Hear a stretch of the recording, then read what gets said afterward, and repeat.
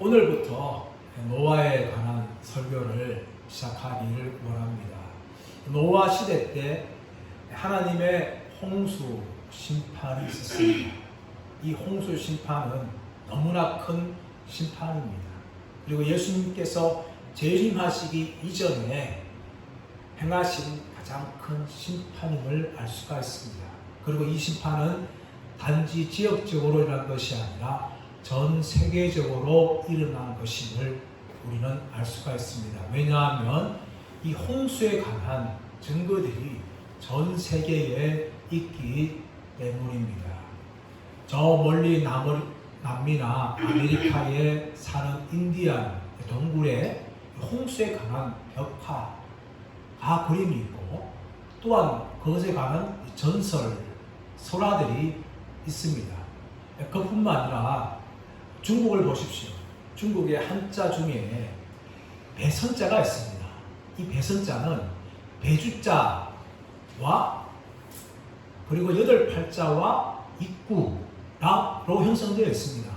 이것은 무슨 말합니까? 배에 사람 8명이 탔다는 것입니다. 그것이 배선자입니다. 어떻게 중국에도 한자의 배선자가 노아 홍수에 관한 것처럼 똑같은 이야기를 담은 한자가 만들어질 수 있겠습니까? 그뿐만 아니라 이 고대 근동에도 노아 홍수와 비슷한 그런 홍수 설화들이 참 많이 있었습니다. 이것을 볼 때에 이 노아 홍수 심판은 단지 지역적인 것이 아니라 전 세계적으로 일어난 것임을 우리는 알 수가 있습니다. 오늘 본문의 말씀은 이 노아 시대에 하나님께서 인간들의 죄악에 대해서 심판하시는 내용을 기록하고 있습니다. 오늘 읽었던 우리의 본문은 창세기 5장 1절부터 시작되어지는 아담의 가족사, 특히 셋의 계열의 후손에 대해서 기록하면서 노아까지 이어지고 있는 본문입니다. 아담과 하와는 하나님 말씀에 불순종하였습니다. 하나님의 심판을 받게 되었습니다. 그러나 하나님께서는 심판과 동시에 구원의 선언을 하셨습니다. 여인의 후손에 대한 약속을 해주셨습니다. 아담과 하와는 자신들을 구원할 여인의 후손을 기대하였습니다. 첫째 아들을 낳았을 때에 이름을 가인, 낳았다 하고 정하면서 여인의 후손이 태어났을 것이라는 그런 기대감을 아담과 하와는 가졌습니다. 그러나 이 가인을 키우다 보니까 그런 희망이 사라졌습니다. 이 아이도 우리와 똑같은 죄인에 불과하구나 하는 것을 발견했을 것입니다. 그리고 둘째 낳을 때에 그 마음을 담아서 아벨이라고 정합니다. 허무하다, 헛됩니다.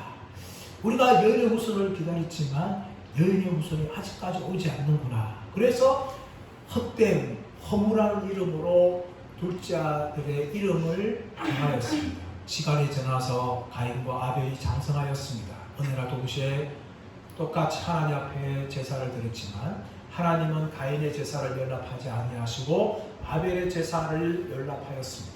가인은 마음에 질투가 생겼고 그 질투가 더욱더 커져서 아벨을 죽이는 살인사건으로 번지고 말았습니다.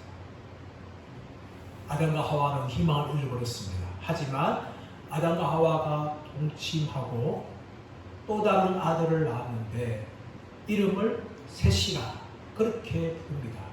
하나님께서 아벨 대신에 다른 씨를 주셨다 라는 소망을 가지고 셋을 낳았습니다. 그리고 5장은 이 셋 계보의 후손에 대해서 기록하고 있습니다. 오늘 본문 6장 1절부터 8절은 이 셋 계보를 이으면서 인간이 얼마나 하나님의 심판을 받을 수밖에 없는 죄인된 것인지를 보여주고 있습니다. 인간들은 번성할 때에 온 땅에 죄가 가득하게 되었습니다.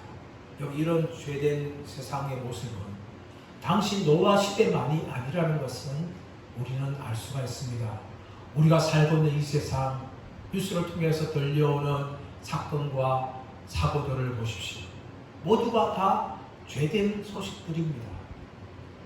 누구를 살인하고 성폭행과 간음을 행하고 성적 이탈 때문에 이혼을 하게 되어지고 사기를 치고 그리고 폭력을 행사하고 테러를 일으키고 전쟁을 일으키는 것, 또 집단 살인하는 것, 이 모든 것들이 사실 뉴스의 대부분에 관한 소식들입니다. 처음 들을 때는 놀라기도 하지만 우리는 이제 더 이상 그런 뉴스를 볼 때마다 놀라지 않습니다. 왜냐하면 그런 사건과 사고들이 너무나 다반사가 되기 때문입니다. 너무나 흔한 일입니다. 우리나라만 그렇습니까? 여러분 전 세계를 보십시오. 인간이 살고 있는 어느 나라, 어느 지역도 동일하게 우리나라처럼 이런 끔찍한 사건들과 사고들이 계속해서 일어나고 있습니다. 인간이 살고 있는 나라와 도시에 문명이 점점 발달할수록 그와 동시에 죄는 점점 번성해가고 흉악해지고 있는 것을 우리는 목격합니다. 미국은 어떻습니까? 미국도 마찬가지입니다. 빌리 그레이엄 목사님이 어느 날 설교하실 때 이런 말을 하셨습니다. 하나님이 미국을 심판하지 않는다면 소돔과 고모라에게 사과하셔야 한다. 그것은 무슨 말입니까? 미국 안에 온갖 성폭행과 음란과 살인과 이 모든 범죄들이 가득해 있다는 것을 빌리 그레이엄 목사님께서 선언하고 있습니다. 이런 죄악된 모습이 인간이 살고 있는 이 세상의 모습이라는 것을 우리는 결코 부인할 수 없습니다. 오늘 본문의 말씀도 그것을 보여주고 있습니다. 이 본문의 말씀은 크게 두 부분으로 나누어집니다. 6장 1절부터 4절까지는 하나님의 아들들과 사람들의 딸들 간의 결혼이 주를 이룹니다. 그리고 5절부터 8절까지는 하나님께서 이 범죄한 죄인들에 대한 심판에 대한 고지, 선언을 하고 있는 내용을 다루고 있습니다. 6장 1절부터 4절 말씀 보시면 1절 어떻게 시작합니까? 6장 1절 보시면 사람이 땅 위에 번성하기 시작할 때에 그들에게서 딸들이 나니라고 이야기합니다. 사람이 땅 위에 번성하기 시작하였습니다. 아담부터 노아 때까지는 시대적으로 말하면 1200년간이고 그리고 10대의 일을 이뤘습니다. 이 짧은 시간에 인간은 번성하기 시작하였습니다. 인간의 번성은 하나님의 복이었습니다. 창세기 1장 26절에서 28절 말씀 보시면 생육하고 번성하여 땅에 충만하라 땅을 정복하라 바다의 물고기와 기는 것과 공중의 새들을 다스리라. 그렇게 하나님께서 인간에게 복을 주시면서 선언을 하셨습니다. 하나님의 복의 결과 인간이 이렇게 번성하였던 것입니다.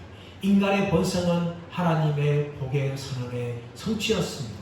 그런데 인간이 번성함을 통하여서 죄된 인간의 모습이 더욱더 확장되기 시작했습니다. 아담과 하와 이후로 인간은 죄인이 되었습니다. 그리고 그 죄의 오염이 되었습니다. 그리고 죄의 지배를 받게 되었습니다. 이런 죄의 오염과 죄의 지배는 인간이 번성함을 통하여서 더욱더 확장해 나갔습니다. 6장 1절부터 4절까지는 인간이 얼마나 악해졌는지를 보여주고 있죠. 2절 이하 말씀 보시면 무엇이 나옵니까? 하나님의 아들들이 사람의 딸들의 아름다움을 보고 자기들이 좋아하는 모든 여자를 아내로 삼는지라. 하나님의 아들들이 사람의 딸들의 아름다움을 보고 자기들이 좋아하는 모든 여자를 아내로 삼았다라고 이야기합니다. 그 결과가 어떻게 되었습니까? 사전 말씀 보시면 당시에 네피림이 생겼다라고 말합니다. 이 네피림은 민수기 13장 33절에 유일하게 등장을 합니다. 오늘 본문의 말씀과 민수기 13장 33절에 등장하는데 이 네피림이 무엇인가 하면 보통 사람들보다 키가 큰 거인을 말합니다. 아낙 자손이 바로 그런 사람들이었다고 이스라엘 백성들이 보고를 하는 거지요. 근데 여러분 어떻게 하나님의 아들들과 사람의 딸들이 결혼을 했는데 이 네피림이 나왔겠습니까? 그렇다면 이 하나님의 아들들은 누구며 사람의 딸들은 누굴까요? 여기에 대해서 좀 복잡하지만 학자들의 견해가 크게 세 개로 나눕니다. 하나님의 아들들, 이 하나님의 아들들은 천사나 하나님께서 만드신 신적인 피조물로 보는 것입니다. 그리고 사람의 딸들은 인간이라는 거죠. 이 천사와 인간의 결합을 하여서 네피림이 나왔다, 거인이 나왔다 라고 설명합니다. 이 견해는 교회 기독교 역사의 초기의 견해고, 터툴리언이라든지 이레니우스라든지 오리겐이라든지 초대 교부들이 동의했던 견해입니다. 그들은 이 하나님의 아들들을 천사나 신적인 피조물로 보았습니다. 그리고 그 결과 이 거인이 나왔다는 거죠. 그래서 성경에 보시면 시편 29편 1절이라든지 욥기 1장 6절 말씀 보시면 천사를 하나님의 아들이라고 그렇게 표현을 합니다. 그리고 이 본문의 말씀, 이 구약 성경을 헬라어로 번역한 70인역도 이 하나님의 아들들을 천사들로 그렇게 번역을 합니다. 그리고 오늘 본문의 말씀은 이 하나님의 아들들과 이 사람의 딸을 대조함을 통하여서 이 하나님의 아들들은 단순한 사람이 아니라는 것을 보여주고 있습니다. 더 나아가서 유대인 저술서인 에녹 전서가 있는데 그 에녹 전서에서 이 하나님의 아들들인 천사들이 사람의 딸들을 결혼하여서 거인족을 만들어냈다라는 기록이 있습니다. 그런데 이 에녹 전서인 유대인 저술서는요, 신약 성경인 베드로 후서나 유다서에서도 간접적으로 참고해서 기록할 만큼 인정받는 그런 책입니다. 그렇기 때문에 이 터툴리라든지 이레니우스라든지 오리겐이라는 초대 교부의 학자들 같은 경우에 이 하나님의 아들들을 천사로 해석했다는 것이죠. 여기에 대해서 반론한 사람들이 뭡니까?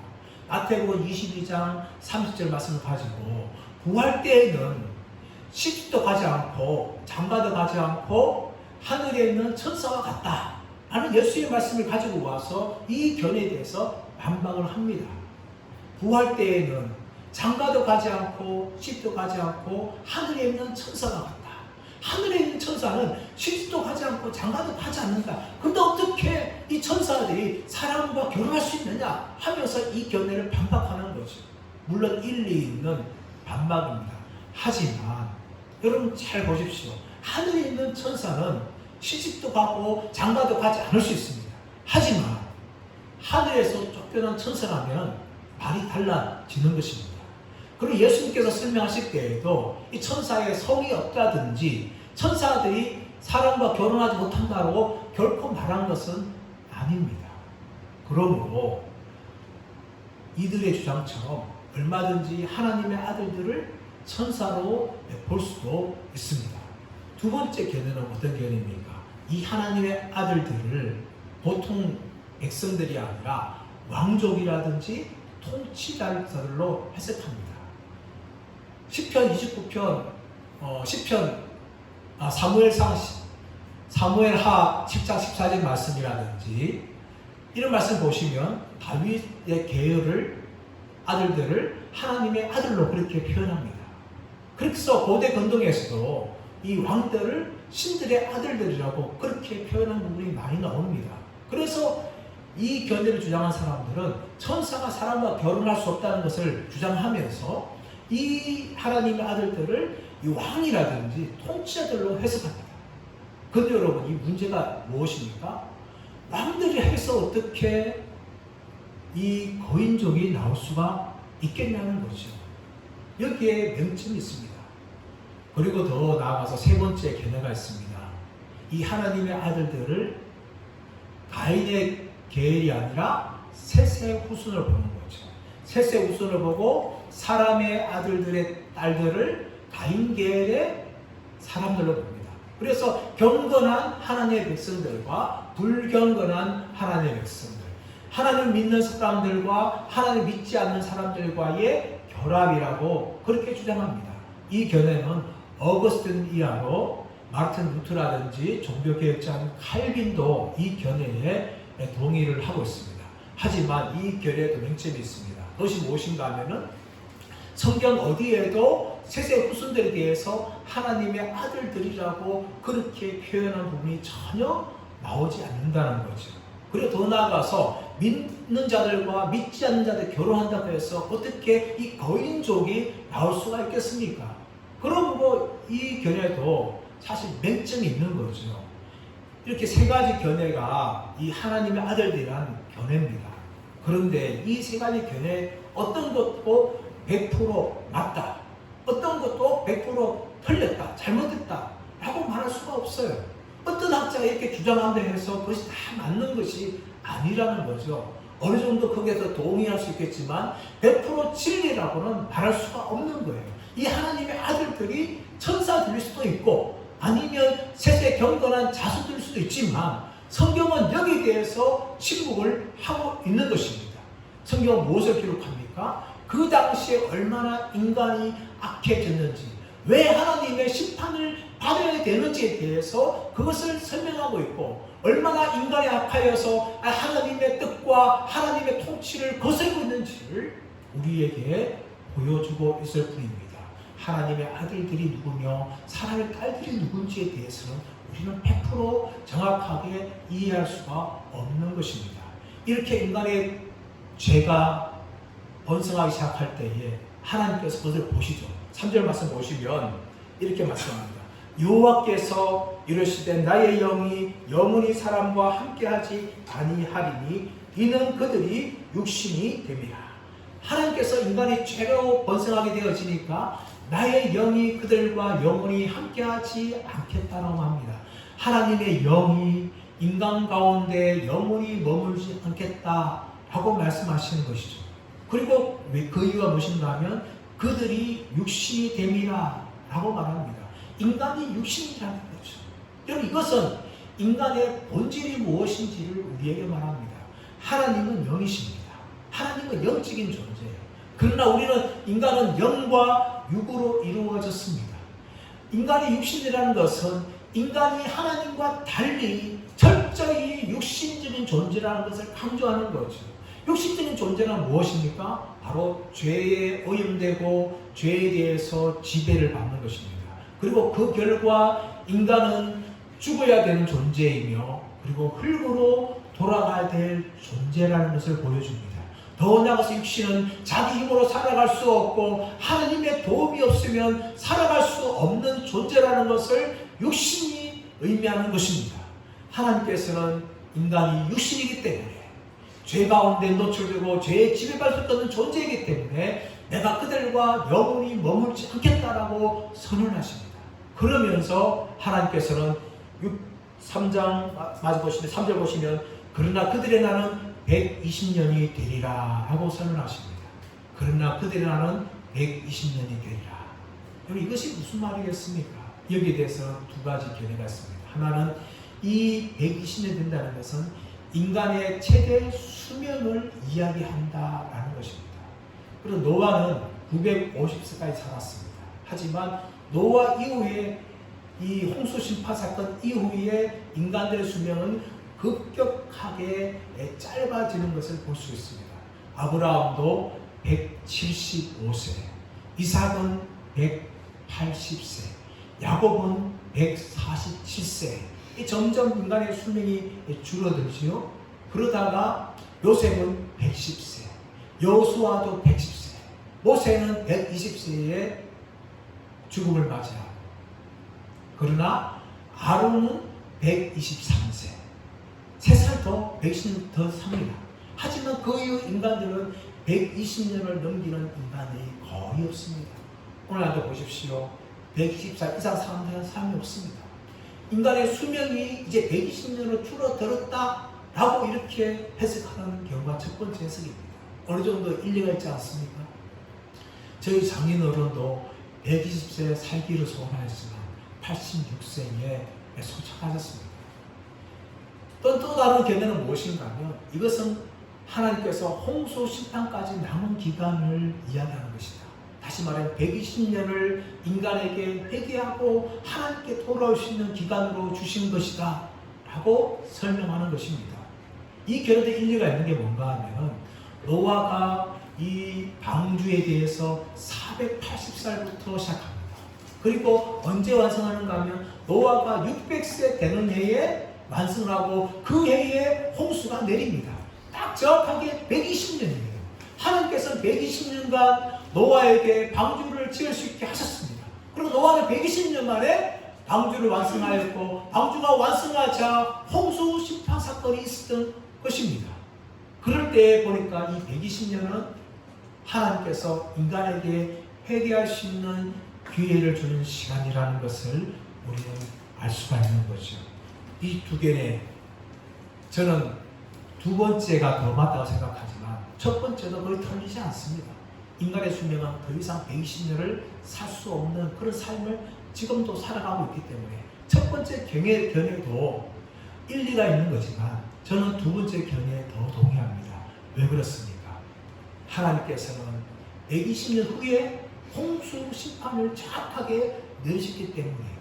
그래서 120년 동안은 인간이 자신들의 죄를 회개하고 하나님께 돌아올 수 있는 충분한 기간을 하나님께서 허락하시는 것이죠. 그렇다면 왜 이렇게 하나님께서 이토록 하나님께서 홍수로 이 땅을 멸하셨습니까? 5절 말씀 보십시오. 여호와께서 사람의 죄악이 세상에 가득함과 그의 마음으로 생각하는 모든 계획이 항상 악할 뿐을 보시고. 하나님 무엇을 보셨습니까?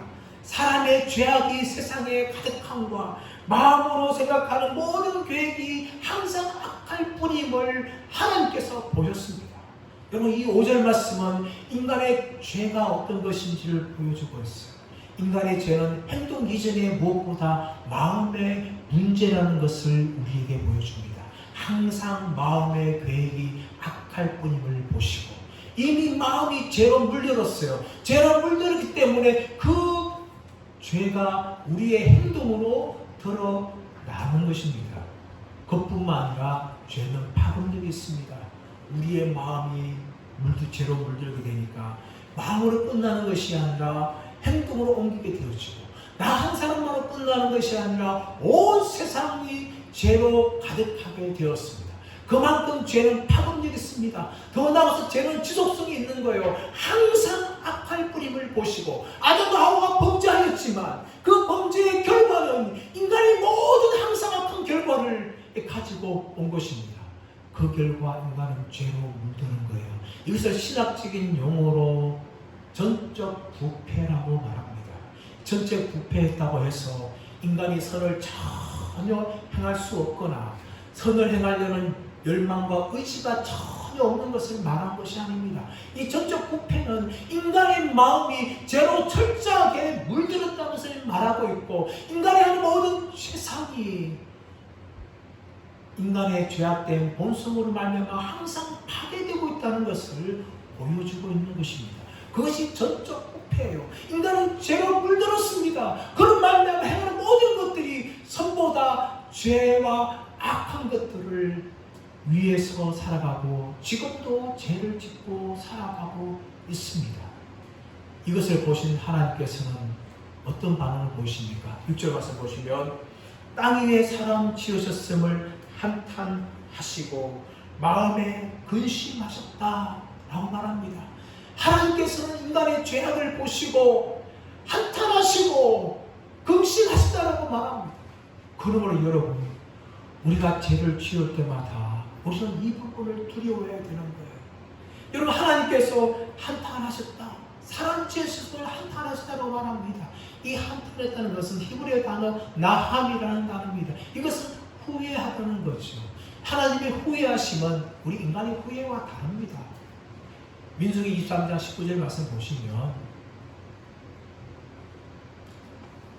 하나님은 인생이 하시니 후회가 없으시도다 라고 말합니다. 하나님은 인간처럼 후회하지 않아요. 그런데 오늘 말씀 보시면 하나님께서 인간의 죄를 보시고 한탄하셨다, 후회하셨다라고 말합니다. 이 후회라는 것은 인간의 마음과 태도의 변화를 넘어서 행동의 변화를 일으키시는 것을 설명하기 위해서 기록된 것이에요. 예를 들어서 오늘 말씀처럼 하나님께서는 인간을 번성하도록 축복하셨습니다. 그러나 인간이 죄로 가득하니까 이제는 심판으로 바꾸시는 것이죠. 하나님께서는 사울을 세우셨어요. 그러나 사울이 한 말씀에 불순종하시니까 후회하시고 다윗에게 기름을 부으셔서 왕으로 삼으셨습니다. 이것이 하나님의 후회하심이에요. 더 나아가서 하나님께서는 인간의 죄를 보시고 마음에 근심하셨다라고 말합니다. 이 근심하다는 것은 아차브라는 히브리 단어인데, 이 단어는 분노와 쓰라린 고통이 뒤섞여 있는 감정의 상태를 말하는 단어입니다. 하나님께서 마음에 근심했다는 것은 우리 인간처럼 걱정하고 염려하는 것이 아닙니다. 하나님께서는 인간의 죄를 보시고 분노하시고 쓰라린 고통으로 마음이 이 혼란을 가져오는 것을 보여주고 있는 것입니다. 이 아차브라는 단어가 어디에 사용되어지는가 하면 사울이 다윗을 죽이려고 할 때 가졌던 이 요나단의 심정이었습니다. 그리고 압살롬이 죽음을 본 다윗의 마음이었어요. 그리고 남편에게 버림받은 아내의 심정을 표현할 때 이 아차브라는 단어를 사용합니다. 그래서 이 분노와 쓰라린 고통으로 뒤섞여 있는 그 마음의 상태를 설명하는 것이죠. 여러분, 이런 모든 표현들이 하나님이 후회했다, 하나님께서 근심하셨다, 이런 표현들이 신학적으로는 신인 동영론적 표현이라고 말합니다. 이 표현은 무엇인가 하면 하나님의 상태에 대해서 인간의 단어와 표현을 사용하여서 설명한 것이죠. 근데 여러분, 이 하나님의 후회하심과 이 하나님의 근심하심은 단지 신인 동영론적 표현으로 라고만 그칠 수가 없는 거예요. 왜냐하면 하나님은 그만큼 인간의 죄를 보시고 분노하셨고 고통하셨기 때문입니다. 마치 남편에게 버린 여자의 마음처럼, 친구에게 배신당한 사람의 마음처럼 하나님은 분노하시고 하나님은 고통하셨다는 것을 성경은 우리에게 설명하고 있어요. 단지 신인 동영론적 표현으로 라고 그쳐서는 안 되는 것입니다. 그만큼 하나님은 인간의 죄에 대해서 분노하시고 하나님은 고통하신다는 것을 우리는 알아야 합니다. 그러므로 우리가 죄를 지을 때마다 우리는 우리의 죄로 말미암아 얼마나 하나님께서 분노하시고 얼마나 고통하실 것을 한 번 더 생각해야 됩니다. 죄를 짓기 전에 우리가 짓는 죄가 하나님 마음을 얼마나 분노케 하며 고통케 할 것인지를 생각해야 됩니다. 죄를 짓고 난 후에 우리가 지었던 죄가 하나님 마음을 얼마나 아프게 했는지를 생각하고 우리는 철저하게 회개해야 됩니다. 여러분, 왜 예수님께서 십자가에 죽으시지 않습니까? 그것은 인간의 죄가 그만큼 하나님의 마음을 아프게 하고 분노케 했다는 것입니다. 하나님이 인간의 죄에 진노하셨습니다. 그 진노를 인간이 아니라 독생자 예수 그리스도를 향하여 퍼부으셨던 것입니다. 십자가는 하나님의 진노와 하나님의 분노가 쏟아진 현장이었습니다. 그것이 십자가였습니다. 그렇기 때문에 우리는 죄짓기를 두려워해야 되는 것입니다. 죄짓기를 미워해야 되는 거예요. 죄를 거짓는 그 순간조차도 우리는 우리의 죄가 얼마나 하나님 마음을 아프게 할 건지를 생각하면서 돌이켜야 되며 우리의 악한 마음을 회개하면서 그렇게 살아가야 합니다. 이런 인간의 죄를 본 하나님께서는 얼마나 분노하시는지 심판을 선언을 하십니다. 7절 말씀 보십시오. 이르시되 내가 창조한 사람을 내가 지면에서부터 쓸어버리되 사람으로부터 가축과 기는 것과 공중의 새까지 그리하리니 이는 내가 그것들을 지었음을 한탄함이니라 하시니라. 하나님께서 내가 창조한 사람을 내가 지면에서 쓸어버리신다라고 말합니다. 쓸어버리신다는 거예요, 여러분. 이 단어는 히브리어로 마하라는 단어인데 사람의 이름을 책에서 지워버릴 때에 또 그릇을 깨끗하게 씻어버릴 때에 그때 사용되는 단어입니다. 하나님께서 온 지면에 사람을 다 깨끗하게 치워버리셨던 거예요. 그런데 사람을 치우는 것이 아니라 뭐가 함께 치웁니까? 가축과 기는 것과 공중의 새까지 그렇게 한다는 거예요. 여러분, 짐승들이 다른 피조물들 무슨 죄가 있습니까? 바로 인간의 죄 때문입니다. 아담과 하와의 죄는 온 인류뿐만 아니라 그리고 온 피조물과 땅을 오염시켰어요. 이 죄의 결과, 이 죄는 인간만 침투한 것이 아니었습니다. 기는 것과 공중에 새는 것과 가축들마저도 죄로 오염시켜 버렸어요. 그래서 사람만 심판하시는 것이 아니라 가축과 기는 것과 공중의 새까지 하나님께서는 완전히 다 쓸어버리시겠다. 완전히 제거하시겠다. 그렇게 하나님께서 심판을 선언하십니다. 이 하나님의 심판은 얼마나 무서운 것인지 모릅니다. 사람만 심판하는 것이 아니라 가축과 기는 것과 공중의 새까지 완전히 쓸어버리시겠다고 그렇게 하나님께서 선언하십니다. 이것이 홍수 심판입니다. 이 홍수 심판에 관한 이야기가 성경에는 정확하게 기록되어 있지만 비슷한 이야기들이 고대 근동의 이야기에 나옵니다. 아트라 하시스 서사시나 수메르 홍수 이야기에 이 홍수 사건에 대해서 기록을 합니다. 하지만 성경의 내용과 좀 다른 점이 많습니다. 특히 아트라 서사시에는 엔릴이라는 신이 등장합니다. 신들이 인간을 창조하기 위해 시간이 지납니다. 인간이 번성합니다. 그런데 인간이 번성하다 보니까 너무나 시끄럽고 소음을 많이 일으키는 거예요. 이 엔릴이라는 신이 잠을 자려고 해도 잠을 잘 수 없고 불면증에 시달리게 됩니다. 그래서 엔릴이라는 신은 인간을 이 땅에서 내려야 되겠다 결정을 합니다. 그래서 인간 세상에 무엇을 보내는가 하면 처음에 역병을 보냅니다. 역병을 보내가지고 많은 인간들을 죽입니다. 하지만 역병을 통해서 모든 인간들을 썰어버릴 수 못하였습니다. 그래서 가뭄과 기근을 보냅니다. 가뭄과 기근을 통해서 많은 사람들이 죽어갔습니다. 그러나 인간이 완전히 전멸되지 않았습니다. 그래서 마지막에 이 엔릴이라는 신이 홍수를 보냈는데 이 홍수 심판 중에 아트라 하시스라는 사람이 살아남게 됩니다. 이것이 아트라 서사시에 나오는 이 엔릴이라는 신의 홍수 심판이에요. 그런데 이 사건과 그 홍수 이 성경에 나오는 홍수 심판 사건과 이 아트라 서사시에 나오는 홍수 심판은 전혀 내용이 다릅니다. 무엇보다 무엇이 다릅니까?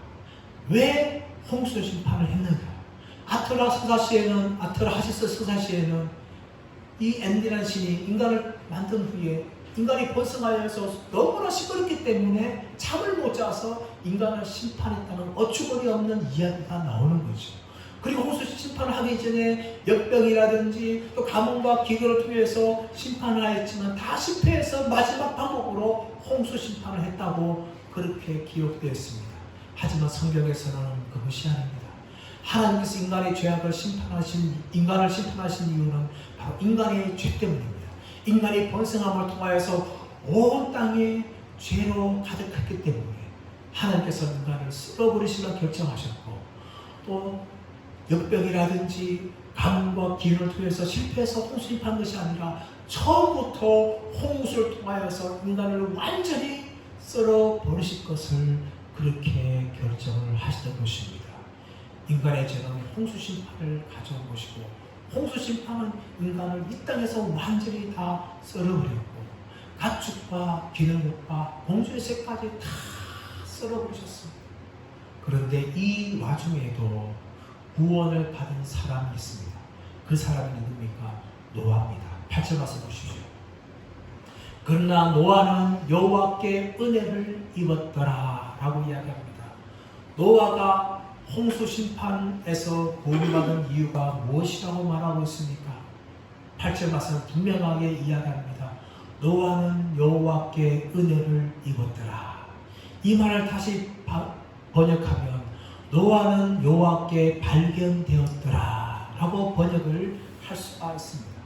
노아가 구원받은 이유는 노아가 구원받을 만한 자격이 있어서 능력이 있어서 구원받은 것이 아니라 여호와께 은혜를 입었기 때문에 여호와께 발견되었기 때문에 구원을 받았다는 것을 성경은 이야기하고 있습니다.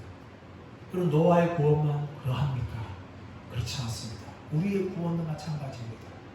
우리의 행위와 우리의 노력으로 우리의 선함으로 구원받은 것이 아닙니다. 전적으로 하나님의 은혜로 구원받았고 하나님께 발견되었기 때문에 구원받았어요. 만약에 우리의 은혜로 우리의 노력으로 우리가 구원받았다면 은혜가 안 될 것입니다. 그것은 우리의 공로가 될 것이에요. 우리의 선함으로 우리가 구원을 획득했다면 그것은 우리의 상인 거죠. 전적인 은혜가 아닌 겁니다. 은혜가 무엇입니까? 받을 만한 가치가 없는 무죄의 자에게 주어지는 호의가 은혜가 아닙니까? 우리는 우리의 행위와 우리의 선함과 우리의 노력으로 구원받은 것이 아니라 전적으로 하나님의 은혜로 구원받았습니다. 할렐루야! 이것이 우리의 구원입니다. 노아도 마찬가지입니다. 그럼 노아에 대해서 9절 말씀에서 어떻게 이야기합니까? 노아는 의인이요 당대의 완전한 자요 하나님과 동행한 자라 하면서 노아에 대해서 칭찬을 합니다. 그러면 그 노아가 그렇다 해서 그것이 노아가 구원받을 만한 자격이 있다는 것은 아닙니다. 왜냐하면 노아는 우리와 똑같은 철저한 죄인에 불과했기 때문입니다. 이후로 살펴볼 9장 말씀 보시면 한 사건이 나오죠. 그 사건이 뭡니까? 노아가 포도나무를 심고 포도 농사를 내서 탐스러운 포도를 많이 얻었습니다. 그 포도를 통해서 포도주를 만들었고 잔치를 벌이고 포도주를 시큼 먹었는데 그 술에 취해가지고 노아가 모든 옷을 벗고 잠을 자버립니다.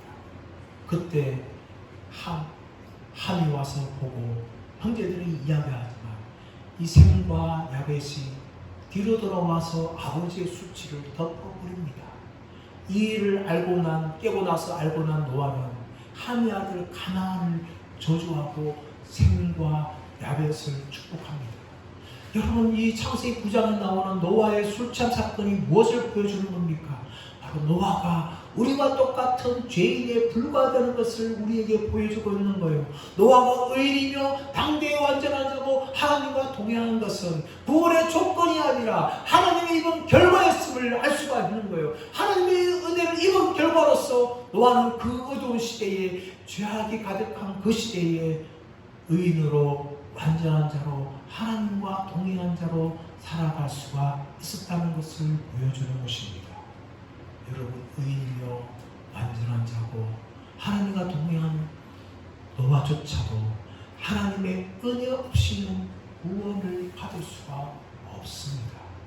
여러분, 그렇다면 우리도 그러합니다. 우리의 노력과 우리의 선행과 우리의 자격으로는 우리는 구원받을 수가 없고 오직 하나님께 은혜를 입었기 때문에 오직 하나님께 발견되었기 때문에 우리는 구원을 받은 존재입니다. 그러므로 우리가 해야 할 것은 우리를 구원해 주신 하나님의 은혜에 대해서 감사하며 살아가야 합니다. 그 은혜를 받은 자로서 이 죄악된 세상 속에서 노아처럼 의인으로 완전한 자로 그리고 하나님과 동행하면서 살아가야 될 줄 믿습니다. 사람 여러분, 저와 여러분 모두가 다 하나님의 은혜를 입은 노아처럼 하나님의 은혜를 입었습니다.